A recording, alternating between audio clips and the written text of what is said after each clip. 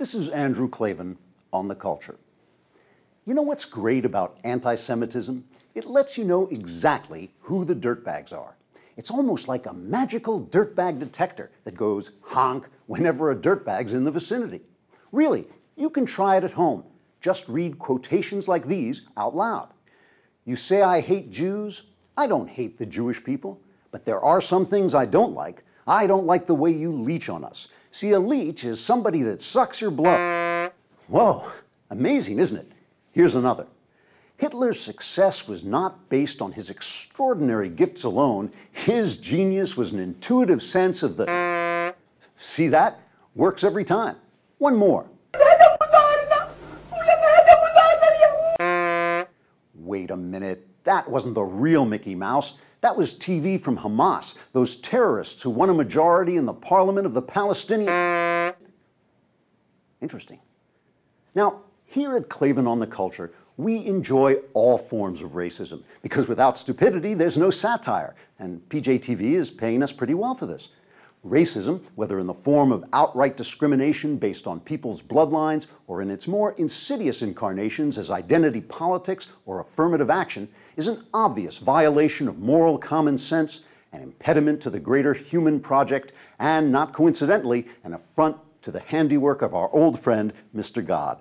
So keep it up, because I'm saving for an iPad. Somehow, though, Jew hatred has an extra special racisty goodness. Maybe it's because the Jews were instrumental in establishing the godly principles of love and morality that underlie the West's amazing achievements, and they're thus identified with conscience and the guilt we feel when we behave selfishly or cruelly. And it does make them kind of a pain in the neck, doesn't it? Sorry. In fact, you could almost say the Jews seem to have been chosen by God as a sort of entryway for his presence in the world.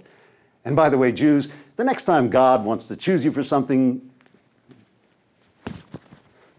Anyway, this would explain why the glories of European culture, the understanding of natural law and liberty, the works of Bach and Mozart, Shakespeare and Michelangelo, have always been haunted by anti-Semitism as by an evil twin or Jungian shadow, or that bizarro Superman, I love him, always saying the opposite of the truth. And never mind.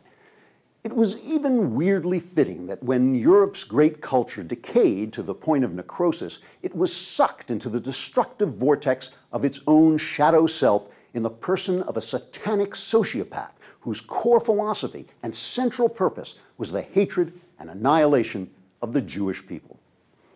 In the aftermath of that Holocaust, many in the West said, never again would we stand by and watch such an atrocity occur.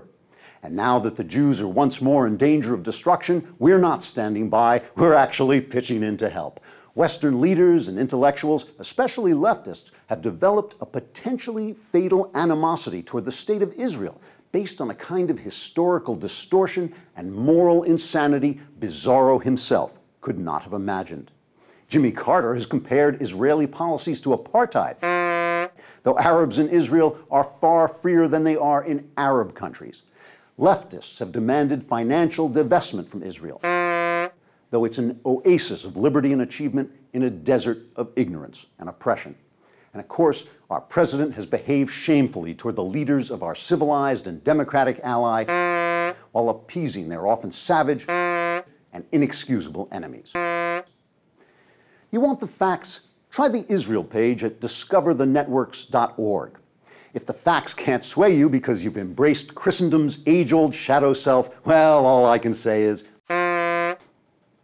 Actually, that wasn't the anti-Semite honk. That was the dirty word honk. You get the idea. This is Andrew Klavan on The Culture.